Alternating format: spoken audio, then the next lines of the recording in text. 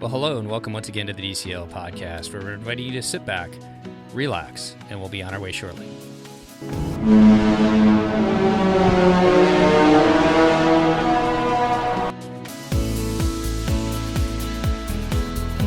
Well, welcome back to the DCL podcast, your podcast to help you and your family cruise a little smarter. And I'd like to welcome back to the show all the way down in California, our wonderful co-host. How you doing today, Chris?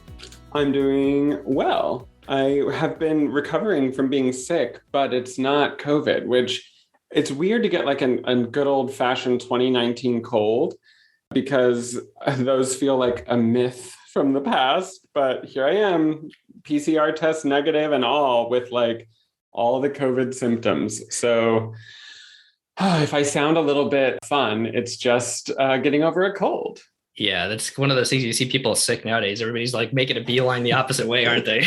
Yeah, exactly. I mean, literally, I took like multiple rapid tests. I even went and did the PCR, all of them negative. And I was like, well, I guess I just have a normal cold. Hey, Chris, so what if I told you that we are going to head to the state of Florida and have another podcast host on the show with us today?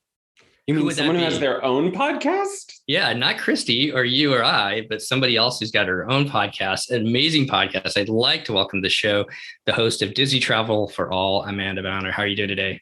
I am great. Thank you so much for having me. We're excited to have you on. Christy and I were lucky and you were so gracious to have us on your show. And we were just talking about it last summer to talk about the Disney Wish. Yes, it's coming up. I'm so excited for the Wish. Oh, I know. But we're going to talk about your cruise on the Magic. But I wanted to go back and look at one thing. So I looked back to see when you started your podcast, which has been around now for a couple of years, and it started January 2020. What happened then, Chris? January 2020 would be moments before the world changed. That would be like before we were even like, oh no, we have to miss work for 2 weeks. Which turned into 8 weeks, which turned into 2 years. The perfect time to start a Disney Travel for All podcast, Amanda. Exactly. I got a little creative. And I mean, it was kind of a struggle for us. I'll be honest a little bit. You tried to come up with episodes each week, but you did an awesome job. You've got so many fun episodes out there and you're building a great community with your podcast. And what I like about it is you kind of, or I'll let you tell everybody what your podcast focuses on. Yeah, sure. Well, I am single and I went to Walt Disney World with friends in 2012, had a great time. And then I was ready to turn around and go again. And they all said, we can't really afford to, or we can't with schedules. And then I started looking for what about going solo? And there were hardly any resources out there. So I said, all right, well, I'm going to go solo. And then I had this idea because I love families, I love kids, but almost all the resources are for families and kids going. And there are a lot of adults only going. There are a lot of solo people going more and more every time I go to the parks. So I had the idea to start Disney Travel for All, really aimed to help adults and solo travelers and encourage them to go. And in so doing, you're starting to build a great audience and a good group with people that follow you and your show. And I guess I got to kind of wonder, do you feel like you travel solo anymore? Because I found just like on our last cruise, last minute, two of the people that I've gotten to know through the show and through just Twitter and the kind of the Disney Twitterverse happened to be on the cruise. And we ended up spending the majority of the cruise together. It's true. And in fact, my first solo cruise in November 2019, I didn't know it at the time, but now one of my great friends who I've met through my community was on that sailing with me. So we look back and say, oh, if we'd only known each other then, but we know each other now. So I love that story. All right. Well, let's kind of jump into it. And we're going to kind of go back and forth a little bit on this show, talking about your latest cruise on the Disney Magic. And I want to point out that we're not going to probably go into it in as much detail as your own show, which is episode 54 is the first one. And I believe there's going to be a second one coming out to finish it off. Part 2 is coming out. Yes, very soon. And I purposely did not listen to it, and I'm going to, but I didn't listen to it yet because I wanted to kind of have fresh ears for this podcast. So we're going to talk a little bit about your cruise on the Disney Magic, and then also kind of throw in that, kind of your experiences traveling solo. So let's just jump into the Disney Magic. Had you been on the Magic before? No. So it was my 4th Disney cruise, and now I've been on each ship once. Nice. And you've got the Wish scheduled for the summer. So any thoughts on like what that's going to be? Because it was a grand slam for 4. What is it for 5? Oh my goodness. It's going to be overwhelming. I'm not going solo on that one. One of my great friends and I are going, and we haven't cruised together before, but we've done many girls trips to Disney World. So we're really pumped, and we're just going to cherish every minute on it. I think you and so many of the rest of us. So first time on the Magic, you sailed out of Miami. When did you book this cruise? Did you book it a ways out, or was this kind of a last minute one? So I was with a group, and we actually had booked this pre-pandemic. And then the pandemic happened, and it was supposed to be a January 2021 sailing. And then that got canceled, obviously. So then it was rebooked to this cruise, partly because it was a Marvel Day at Sea cruise. That was part of the appeal to me. And Chris, you've been on a Marvel Day at Sea cruise before, right? Yeah, I did Marvel Day and Star Wars Day and Halloween. I like a themed cruise. Yeah. I loved it. I absolutely loved it.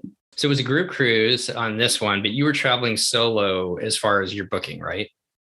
Yes, I had my own stateroom. And in fact, because the January 2021 cruise was canceled and we rebooked, we got the 25% credit. So that helped to offset my costs, because when you go solo on Disney cruise, you do pay for double occupancy. The only thing you don't pay extra for are the port taxes or port fees. Yeah. Yeah, let's hold that for just 1 second. I do this all the time. I forget to talk about like the overview of the cruise. So this is a 5-day cruise on the Magic out of Miami. Had you sailed out of Miami before? I had not. Okay, so first time out of Miami, and then it was supposed to go to Grand Cayman, Nassau, Castaway Cay, a day at sea. What did you guys end up doing? Well, we found out just about a week before that Grand Cayman was off the table. And I was kind of looking forward to going, but then they said 2 days at Castaway, and I was not sad about that.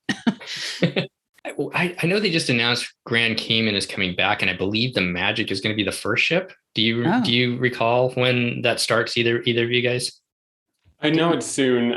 I think I heard March, so it's got to be sometime in the next 3 weeks. But Grand Cayman is a small and tight-knit community, and I think tourism is a big part of their economy, but it's also really important, obviously, that they keep everyone's health and safety in mind. So I think things have been probably a bit rough for folks who relied on the cruise ships that constantly come to Grand Cayman. So it'll be a big deal that ships are coming back, but I think they're taking it slow, and maybe Disney gets to be the first one, but I don't know how many other cruise lines are going to be able to immediately call upon Grand Cayman. Had you been to Grand Cayman before, Amanda? No, that's why I was looking forward to going, but it worked out just fine. Yeah, did another day at Castaway. Nobody's going to complain about that. Right. The one time we went, there was like 3 ships. And so it's a tender port. And I remember there's like 3 ships there. So there's quite a few people there. We didn't spend too much time in the little mean downtown area, but we did a kind of a port excursion. But I really enjoyed that. So hopefully you'll get to go there soon. Before we talk about the cruise itself, then let's go back and talk about pricing. So you kind of brought that out, that Disney doesn't have solo cabins. There are a couple of cruise lines that do. Norwegian, I think, really started it possibly. And then Royal, as far as the ones in the US, has some cabins. Have you ever looked at or sailed on any of those, Amanda?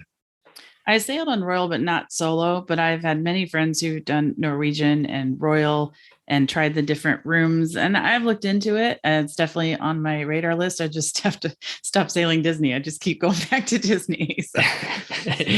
I think we're all in that same bucket. Yeah, the rooms, I think they're just a place to kind of, sleep, from what I've seen as far as like what Norwegian offers. But then they have their own like little lounge and everything like that for people that are traveling there, which I think is super cool. Yeah. And so I think that obviously they're not doing that with the Wish, unfortunately, but maybe something that Disney will consider sometime in the future. I'm not sure.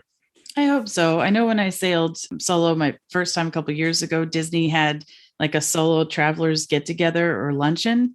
And they didn't have it this time, I think, because, the pandemic, unfortunately. But it was nice to go. And I met like the DJ on board and another cast member and another solo traveler, and just had lunch with them. They had there's a couple different societies. I saw that on the app, the last sailing that we were on. So I'm surprised that hopefully that'll come back for solo travelers. Did you see that on your cruise too, Chris? Yeah. The 1820 society. Yeah, I feel like they do have 1820, but that's more just targeted at like that awkward age when you're too old for the kids clubs, but too young to drink and like do the adult only like activities. I would say if there is probably a gap area for Disney, it is probably that they're so family focused. We've actually commented on this on our own podcast that it can be a little jarring when you go on the ship and they're saying, your family is having a vacation and everything is like, welcome families. And it's very family focused, which makes sense. It's a Disney brand, but a lot of groups of friends go on Disney cruises and a lot of people who aren't maybe going with a family go. So I think you're right that it's a category that I'm very eager to hear your perspective on, because I feel like it's been overlooked and it shouldn't be. And other cruise lines are doing pretty good with it. You know, those solo cabins look a little scary to me. They look like something almost out of Japan with the like pod hotels. But hey, if I were traveling solo, I would resent paying double occupancy for a bigger room if there was a single occupancy option. Yeah, I agree. There are pros and cons to it. Definitely. I had a wonderful time, both cruises, and I know we'll get into all of that, but I do think that there's a way that some of the language used, like you said, not what's your family name? It could be a little more inclusive. Definitely. So let's talk about the pricing again. You stated that you pay for a double occupancy, but you don't pay the full prices of a double occupancy. What was different again about that? It's the port fees that you pay per person. So if you have 3 people in your stateroom, you have to pay that port fee times 3. So I only pay the port fee for myself, but it's not like a huge price, it's not a big discount. No. So. I just pulled up just an example one on the Magic later this month, and the difference between having 2 people and it was $33.52 versus, and this is on a veranda cabin, versus one was $31.01. So to your point, yeah, just a couple $100 is all you're saving there. So something to be wary of. So thinking about your first cruise you sailed solo on was on the Fantasy, and then this one you were sailing solo, but kind of with a group. What were some of the recommendations you would give to people who are looking at sailing solo to prepare themselves beforehand? Amanda? For me, I'm a planner. So I really wanted to understand. I drove myself both times, because the first time I lived in Tampa, drove to Port Canaveral. Now I live right near Walt Disney World and drove down to Miami. So I wanted to understand exactly where I was going and have as smooth a trip as I could with the travel. So I think anytime you're traveling solo, just have some contingency plans, be prepared. And then once I was on board, one thing that I enjoy more solo, I'm carrying probably a carry-on bag. I've already checked my luggage. I love cabanas, but I'm probably going to go to the sit-down restaurant. And one of the things I've noticed going solo, if I eat at the sit-down restaurants, main dining rooms for breakfast or lunch, those servers, they fawn all over me. It's wonderful. They're so nice. And that's, I think, one of the biggest takeaways of going solo is you get to talk to the cast members so much more. And I'm sure if you're not solo, you still could, talk to them quite a bit. But just hearing their different stories, especially now, they're so happy to be back, and hearing about some that are maybe wanting to go to the Wish for their next contract or what ships they have been on. That was one of my favorite parts of going solo. Those moments where you can really, just even with Anawik and I, without the kids, we've been able to, on our last cruise, just sitting up kind of near Signals, we've gotten to know 2 of the cast members that kind of work in that area. And they took a lot of time just talking to us. I could totally see where they take the time to be able to talk to you without the kid chaos that's going around you when you're traveling with your family.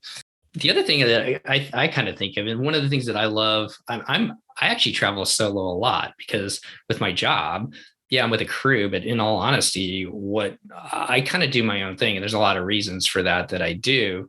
And so, but one of the things that I do enjoy about that is the fact that you can do what you want whenever you want. You're not construed to somebody else's schedule. So can you talk about that a little bit as far as, planning your cruise or just spending time on the ship itself? Yeah, again, I like to plan ahead of time with the itinerary, but at the same time, I wanted to be open to whatever might come up. So I think that's an excellent point. So going solo, I was seated with people I didn't know. And I was seated with 2 couples and a mother and daughter, and the daughter was about my age. And as we got to know each other, it just so happened that tasting that I had booked, the mother and daughter were there as well. So then we hung out And we just started doing more together. And by the last evening, we were all in one of the couple's cabins having a champagne toast before we all went down to the Frozen 2 premiere. So just to be open to those moments, and you never know who you're going to click with. And also just go to Rainforest Room all you want. The Rainforest Room is entirely booked up by one person. Yeah, I did not go to it this sailing, but I did have a wonderful massage. Yeah, you made a great point, because when you sail on Disney without kids, they're also like, here's a couple, or like, here's a family that looks similar to yours. We brought Seth's mom along with us on several cruises. And on those cruises, they would often seat us with another family of adults with either one parent or something where it was a similar vibe to your group. And it does speak to the thoughtfulness of Disney, that they're thinking about this, that they want to. And like, listen, I'm sure it's an algorithm in their computer that's just like ages, people, types of people. Yeah. Let's push it.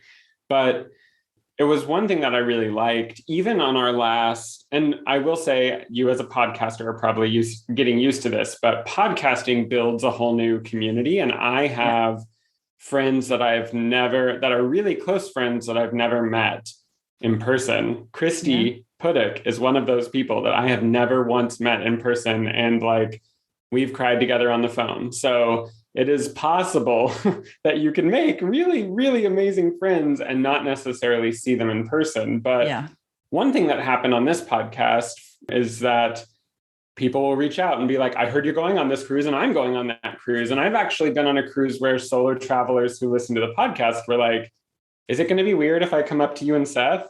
And on this last cruise to Mexico, there was one group of people like my age, all friends who had driven down from San Francisco. And they were like, I'm sorry, I heard your voice and I knew it was you. And I was like, oh, hi. And then there was another person who's a solo traveler. And we like talked for a bunch and messaged each other on the ship. So I just want to point out that like, you can also, if you're a solo traveler, seek out Disney fan communities and build an enrichment that way, because there are a ton of Disney fans and like, there's nothing quite like a Disney adult. So we bond well with each other. Absolutely. And speaking of communities, every cruise I've gone on, I've joined the Facebook group for that cruise, and then met some people in there, end up seeing somebody from my high school randomly, or, you know, you never know who might be on your sailing. And then you also, when I was solo, the first time I did the magnet exchange, I did the fish extender with 9 other cabins that were all adults. And that was a great way too, just to spread some joy and meet different people. Yeah, that makes a lot of sense. And it's not like the one thing, like we're about to take a teenager on a cruise this summer. And I'm sort of like, I've never done that. What is that going to be like? I really want to be like, Steve, do your kids have fun on Disney cruises? Because I don't know what that's going to feel like. Because I keep trying to picture them in trivia and just being like, what other day activities are there?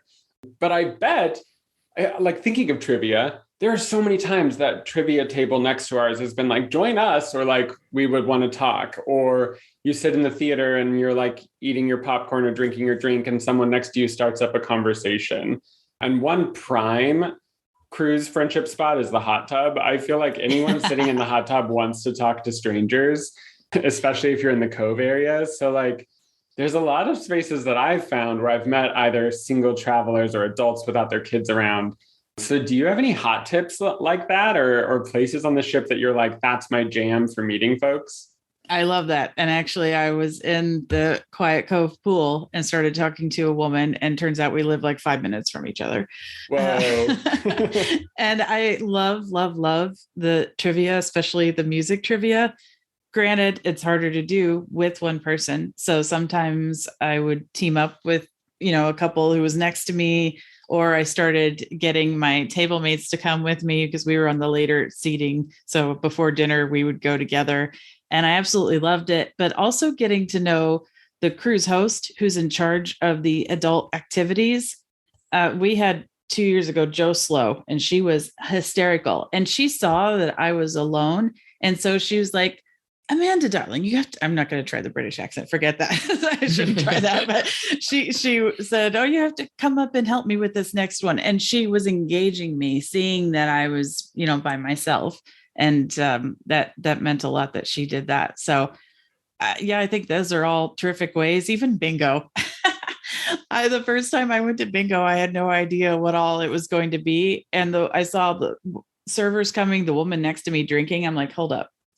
You can drink at bingo. She's like, oh yeah, you need to start doing that.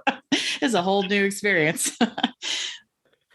I love that. Oh yeah, you need to start. What I love about you and the stories you're telling, Amanda, is just having that openness to find those moments and not be afraid to reach out and talk to people and engage. And I think that that's one of the things that a lot of us can be a little, I shouldn't put my own foibles on anybody else, but a lot of us can be a little bit shy to put yourself out there with the cast members or maybe other people. But I found, and over now with the different cruises, that those are some of the best moments that you have on the ship, is making those connections with people that you're sailing with. And I love the fact that Joe kind of, started looking at you, and it was like getting you to interact with whatever was going on in those different moments with trivia or whatever else is going on the ship. Yeah, I do have to share one more very special memory. So my first afternoon, I called room service, and a nice room service attendant, Bianca, answered, and I was talking about what all I might want. And she said, oh, you might as well get the drink of the day. And she was just so full of life. She was awesome. And so she and I started this relationship. Apparently I was calling room service a lot, but on day 3, I get this tray in my room full of food, and it says that I was her chosen family of the cruise.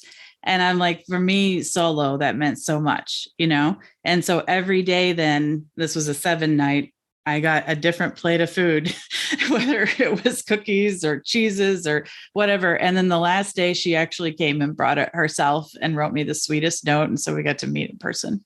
That's like too much. I can't, my heart. I feel like that's even more special than the concierge or other places where you get those bonus things, because that's like someone going above and beyond, not because they have to, but because they want to. And that is like a special touch on Disney. Like, we talked at length about the noise issues and the vibration issues we had on our Mexico cruise. And like, one of the solutions they tried to offer was like, here's a bottle of alcohol. But I don't really drink, and Seth wasn't going to be like, I'm going to drink alone. So it was sort of like, but I love the idea of it. Like, here's something not to solve a problem, not to make it all better, but just because that's really cool. Yeah. And I got that note that, I was her chosen family of the cruise, and I was like sobbing because when you're by yourself, you sometimes feel like you get overlooked easily. So it just meant so much. She was the sweetest person.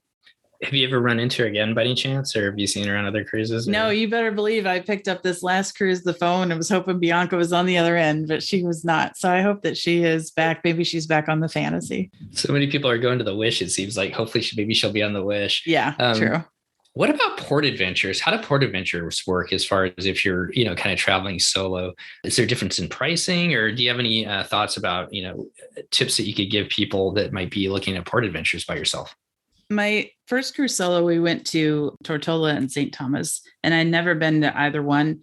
So I decided to do one of the excursions that was through Disney. I just felt, not that they're not safe places, but I just felt more secure that way.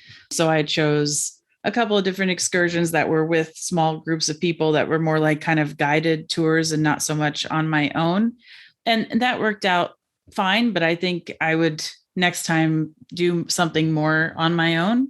And then at Castaway, I was fine being on my own, but then actually a couple of my table mates wanted to run the 5K, and they said, you mind saving us seats over at Serenity Bay and we can join you after the 5K? I'm like, no, that's great. And then they rented floatables and we all used them and had a great afternoon on Serenity Bay.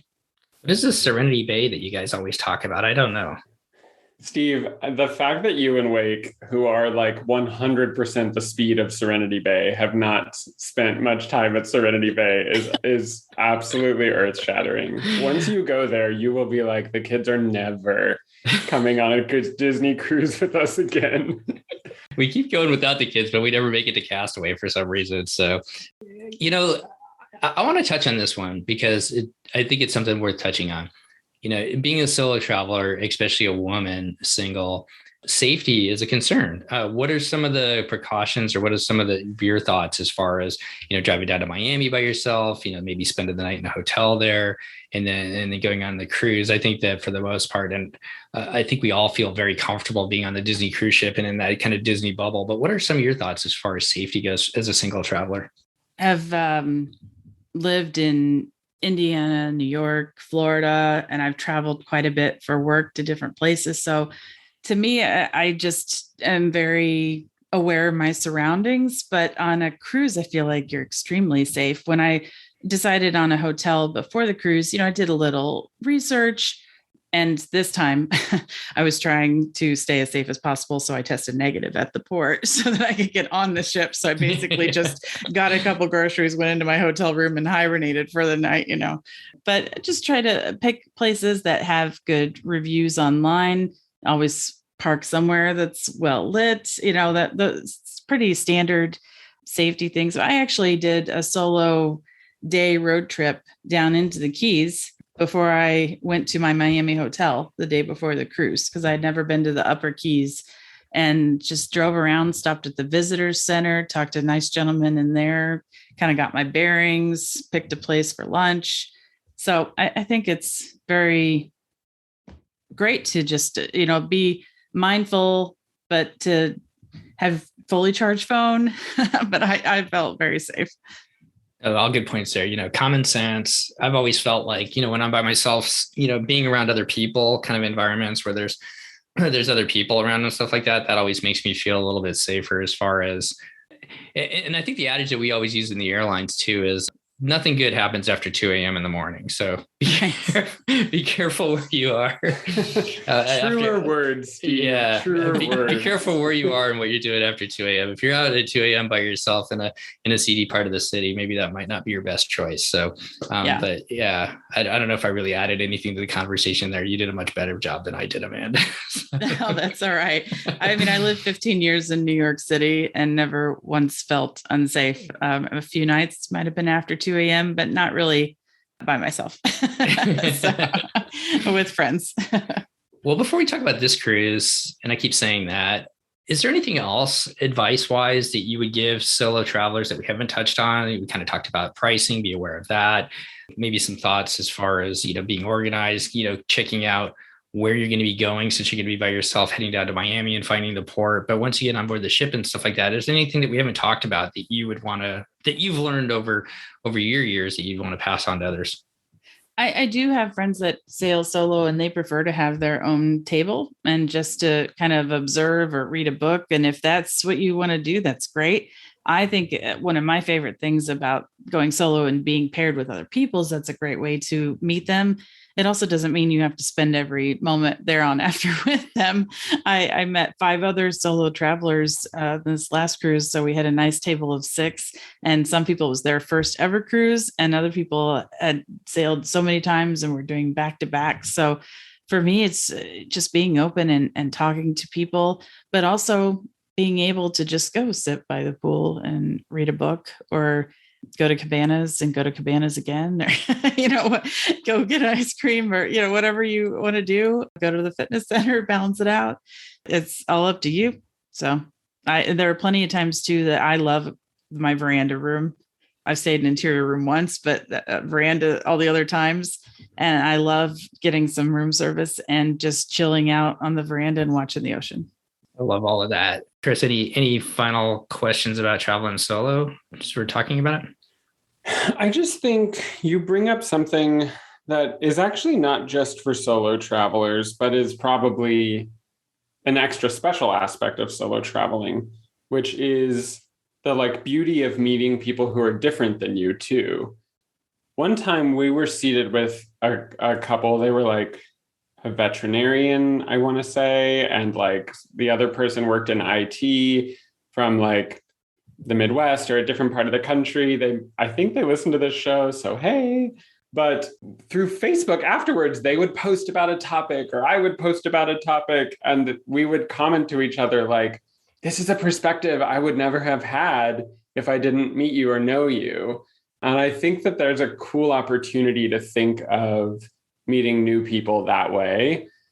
And there's such, interesting circumstances that might lead someone to travel solo. And that makes me extra want to meet that person and talk to them.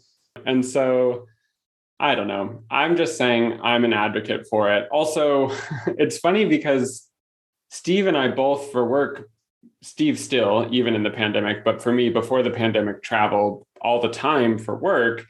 And when I travel for work, I have blinders on. I am like, don't talk to me. I don't know you. I'm very much guarded and trying to just like get to my hotel, order some food and not meet people. But when I am alone or just with Seth on a cruise or in vacation mode, I find that I let my guards down a little and I feel safer to just sort of connect with others. And so that could be a great sort of self-reflection topic in terms of traveling solo or with a small group. Yeah, I agree. And I get that. Sometimes I get on a plane and I just don't want to talk to the chatty person next to me. And then you put the earphones in and try to hint, hint. Yeah. Exactly. Setting boundaries, all of that. But, right. Like also Disney has this new like key of inclusion.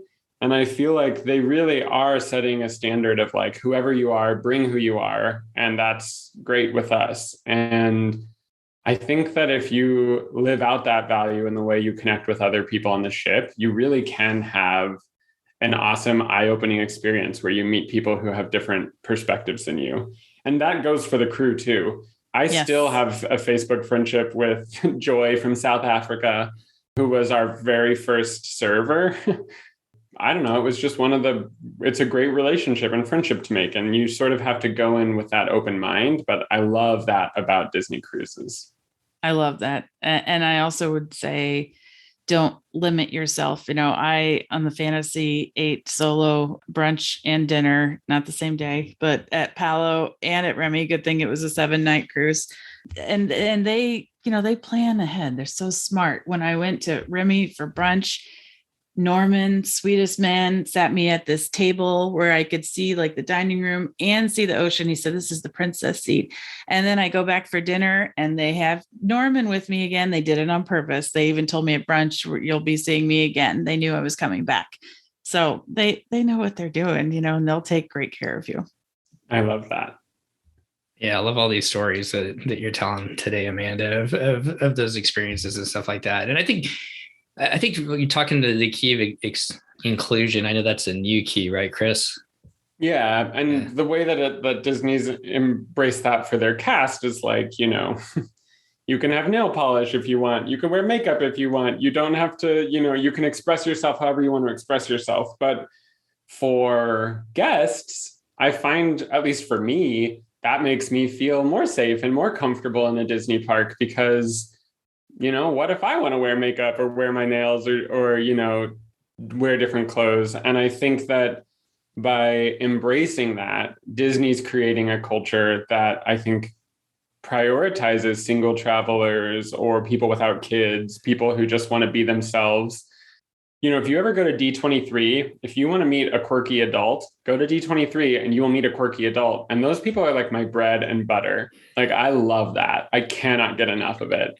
And I think that's why I find myself so bonded to people that I've never met in person or, only met at Run Disney or only met, on a cruise, because we have something in common, but also I expect them to be open-minded and loving and caring because those are the values of the company that I'm sailing with, as cheesy as that sounds. No, the commonality goes a long way. And what I love about the stories is even though that's a new key that Disney brought out, through what you talked about with Bianca, I mean, they were already exemplifying that in a lot of ways, even beforehand. And I think that's why all three of us continue to go back to Disney, isn't it? Absolutely. And I did meet some of those quirky adults on the Marvel Day at Sea. Oh, love a good themed cruise for a quirky adult. But oh, yeah. And also, I don't know about you, but for me and my family, the word chosen family is so important. I mean, everyone who listens knows that we're a foster family. And so chosen family is how we define family, not, biological. But for someone to be like, you're my chosen family this cruise, that is powerful. Like that gives me a little like shiver bumps or chills or whatever. because that's something that I think is really special and is a part of the way that I've oriented my life. And I think, it's a great feeling. And I can just picture you in your cruise cabin, like getting a little misty eyed because you're someone's chosen family. I'll have to send you the video. I think I posted a video as I was like, you guys, what happened? I was like, I love that. Oh my gosh. I love that. I love this. This is like one of my favorite episodes we've done in a long time because it's such a departure from a normal trip report, but it's a topic that I think actually matters to a lot of people, but it's just hard to access because not everybody wants to talk about it, Yeah. Yeah, I guess I'd say I know that with Disney, there's a little bit more of cost involved to go solo, but treat yourself. And I've talked with so many people who said, I wish I could go solo. Well, you can, if you want to, you can do it. So don't let that hold you back, right? Is what you're saying. Anybody can go solo. Exactly. Yeah. Well, I don't want to spoil any of your episodes because I know that you're going to go through your cruise in detail on your podcast, Amanda, but I just want to touch on a couple of different things. This is your first cruise back since the pandemic shut everything down. What was it like to get back on board a Disney ship? What were your feelings? It was amazing. There were tears multiple times. I think of course, the biggest thing was make it on the ship. And once I received that all clear, I'm like, whatever else happens, I do not care. I'm on the ship, That was the biggest thing. I enjoyed the brief welcome show. I thought that it was handled very well, very smoothly, directing us into the Fathoms Lounge, talking about how to get on the ship Wi-Fi. I loved how easy the muster drill was, just scanning the assembly station sign and then watching the video in the stateroom later.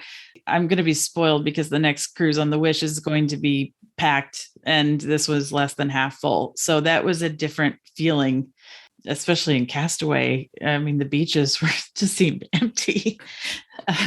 Everything went so smoothly. I had heard some people in the past had issues with the virtual queue. Both days that I used the virtual queue, nothing. No problems at all. It was terrific. What were some of the things that you were looking forward to doing when you got back on the ship? What was that thing that you were missing? One of the things that hit me, which somebody talked about before I actually got back on again, was they talked about going back into the lobby and seeing that welcome aboard ship, but it was the smell of the ship that just brought back so many different memories. And that was one of the things that really hit me. And boy, I didn't realize I missed it until I got back on there. But what were some of the things that you were looking forward to doing? And did something hit you like that it hit me? The first evening as we were sailing out of Miami, I did not love the port of Miami, but I loved sailing out of Miami. It was beautiful, beautiful evening, sunset. So as the skyline was starting to disappear behind us and the sun was setting. And I thought, oh my gosh, I forgot how beautiful the sunset is when you're out on the water like this. And just watching that and hearing the ship horn back and, that moment before I was ready to go down to my first dinner and that excitement about meeting my table mates for the first time and my servers for the first time and just starting the cruise, like that first evening is just such a great mix of emotions of excitement and not wanting it to end already. Yeah, I think when the ship first started moving for us out of San Diego, when on that first sailing back again, and then I remember Anawik and I standing on our veranda as we were, again, as you said, the sun's starting to set a little bit, and we're just watching the ocean go by and the sounds and the smells and everything like that. We're back. It was awesome. Just loved every minute of it. So I could see that I could sense that excitement too for me of going down and meeting your table mates. Who are they going to be? What kind of interesting things are they involved with, and what I've always wondered is how you get on the ship and there's all these different people, how did those moments in life all bring you to that one point, and how did all those people come to that one table that you're going to be sitting at? I find that fascinating. I love that. And we started to, get into that first night too. And that first night too, they did something that I didn't expect, which was to have the Fab 5 go through the dining room to a song and do the kind of If you go to any character dining in the parks, where they go through and they wave and stop and pose, and you could take photos or even awkwardly get the selfie with them in the background. I thought it was nice that they did that, because I was at Lumiere's, where there's usually not any kind of show. Yeah, I love that little touch too, where they bring the characters through in the different restaurants. Now, did they? I could ask you about Tangled. What did you think of Rapunzel's Royal Table? And did they have Flynn Rider running around? Because I thought that was one of the fun touches when the first time we went on the Magic, just kind of that night where they had the Tangled show. Flynn Rider's running around and he's running through the different restaurants and the guards are chasing him. Unfortunately, there was none of that. And O'Gills was not turned into the Snuggly Duckling. Oh, no. Yeah. So I was looking forward to that, but they haven't brought that back quite yet. Rapunzel's Royal Table is gorgeous. I went there for the first time, actually, to sit down lunch, and I thought, oh, I cannot wait to come to dinner here. And it was all the touches. I mean, it's Disney. Even the bread basket has Rapunzel and all these things on it. But it was a beautiful show, not Tangled the Musical, which was beautiful too, but the show during dinner, the lanterns and everything was just absolutely beautiful. And I really love Tangled the Musical too. I don't know why that is, but that's one of my favorite shows, actually, is Tangled for some reason. And I think they do such a good job with all the shows on the Disney ships, but I think that's one of my favorite ones on board the ship.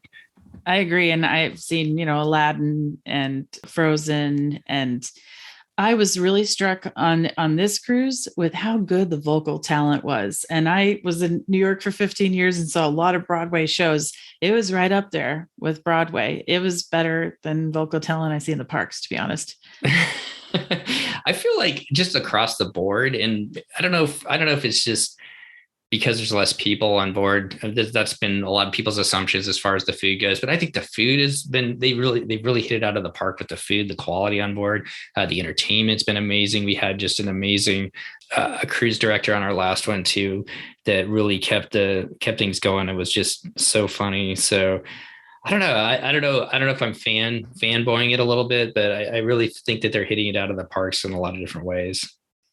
I did really enjoy a lot of my meals. Like any place, I think there is a supply issue. So I did notice that cabanas, like they didn't have sushi on sea days like they normally do, that kind of thing.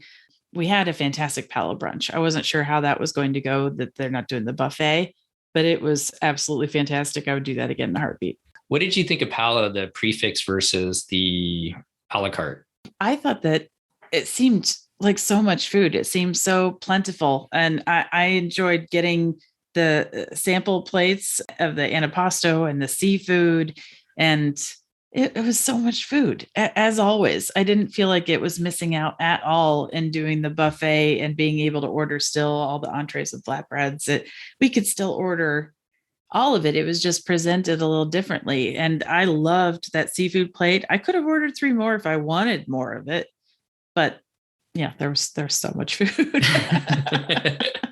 How did Marvel Day at Sea? Were you excited? Was that a go-to for you at all? Are you a big Marvel fan? Yes, I really, really enjoy Marvel. And, I thought, are we going to be missing out at all because of the limitations now with the character interactions? And I don't think that we did in the slightest, because even though we were standing further apart, there was still a lot of dialogue back and forth. I really enjoyed talking with Captain America and Doctor Strange and Gamora. Groot was teaching Gamora how to dance. It was just very creative. And one tip on Marvel Day at Sea is to get up early and to book any character encounters you can ahead of time, because I was able to book ahead of time Groot, and I didn't realize Gamora and Spider-Man were also in that room. And then I was able to book Iron Man and Black Panther. But since we were up at about 9 a.m., hardly anyone was around, and we're like, where is everybody? And then talking to the cast members, because they weren't announcing what other characters were where, but the cast members know where everybody is. So they said, go into Fathoms, and they're rotating characters every 15 minutes. And we walked into Fathoms, not a single person was in there, but there was Black Widow and Hawkeye. And we sat there and talked to them for like 5 minutes without a single person coming in the room. I mean, probably part of it is just, not quite as many people on it. But, the one thing that I saw Ed on our last cruise, he was able to go and get a paper copy of the Navigator that they can print out if you go to guest services. And that listed every single character and when they were going to be, which does not really show up on the app itself. Right. I don't know if it'd be that detailed for like Marvel Day at Sea or Star Wars Day at Sea, but that might be a tip for somebody to possibly try that to find out where the characters are going to be, because they have to have a schedule, right? Yeah, I would think so. How about the deck show at the you don't have to give away the ending, because we try to keep that a little secret, because I've learned my lesson of giving away too much stuff for people that want to experience it for the first time. But I've heard that that's just like one of the most amazing deck shows that Disney Cruise Line puts on. I forget Pirate Night. The deck show tops it times 10. I mean, it was incredible. And one thing I really loved too about the deck show, and then they had two shows earlier. One was a USO show, and the other was Journey into the Mystic Arts with Doctor Strange. They have all of those shows multiple times. And same with Tangled. They showed Tangled 2 nights, and then they showed Disney Dreams 2 different nights. So if you miss a show, you can go to another one. So the deck show was 3 different times, partly for main dining and late dining, but then they had a third one at like 10:15. So there was plenty of opportunity, and it wasn't limited. I read in the past, it had been somewhat limited, but I think they're loosening up a little bit more. So it wasn't limited on who could go to which show. Oh, that's good to know. Did they do any other? So I know that the Doctor Strange show on Marvel Day at Sea, and then like you said, some of those shows they'll do it actually not on Marvel Day at Sea, so everybody can see it just in case you can't make it to that day. Did they have any other shows like specific like little things? Like was there any like Marvel activities that you could go do or things like that? There were trivia. Okay. They had like a basic trivia, and then they had like super fan trivia face off. Yeah. Those were big. They had these, I guess, kind of like tablets, like iPads, that there was like a comic vault, they called it, where you could go and check out a tablet and read any of the Marvel comics. So they had that throughout the day. They had a Marvel Origins that you could go, and it's kind of similar to what's on Disney Plus, where you're learning about the different Marvel characters, and maybe that's for someone who's new to Marvel. Trying to think what else. They had a lot of great food items. I went up to Cove Cafe, and the top of my latte, they made a Spider-Man. They had certain pastries in there that were Marvel. So that was fun just to see what they had throughout the day. They didn't have as much merchandise as I was hoping for. I did get a Marvel Day at Sea tumbler and limited edition pin, but they were a little bit short on the merchandise, unfortunately.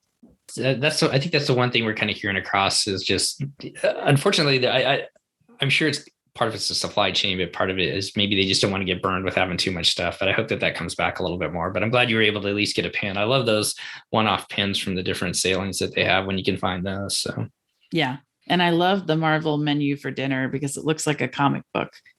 Did you keep it? Did you get it? The paper one? Did they have one? I should have kept it. I did have a table mate that kept all of his paper menus, and I thought, no, I don't need it. But now I wish I'd kept it. I didn't even think about doing that, but we got one on the very last day, and it was from Triton's. And so I kept Triton's just to, and they're really cool because they've got like kind of the theming of the restaurant on the front. And then it's just like the normal, the paper menu you used to be able to see, but you can ask that for the different ones. But your next, maybe the wish ones, they're going to disappear quickly, I think.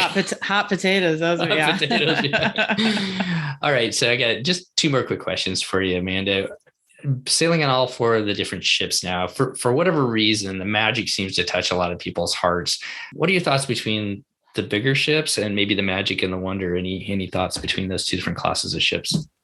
I love the more intimate feeling of the smaller ships, and also just how easy it is to get from one place to another. I know on the Fantasy, I would have to give myself at least 10 minutes if I were going from my stateroom down to the adults only area, because it's just such a long ship. It's not going between the different decks. It's the length of the ship. Whereas, the magic and wonder feel so much shorter. I do enjoy certain aspects of the bigger ships. Like I enjoyed the bigger theater. And I enjoy Oh gosh. I love the Meridian Bar between Paolo and Remy, and I love Remy. So I'm looking forward to exploring that bigger space too on the Wish. There's a lot of benefits to both though. I really like on the Wonder, love Tiana's Place and really love that French Quarter Lounge outside of Tiana's Place.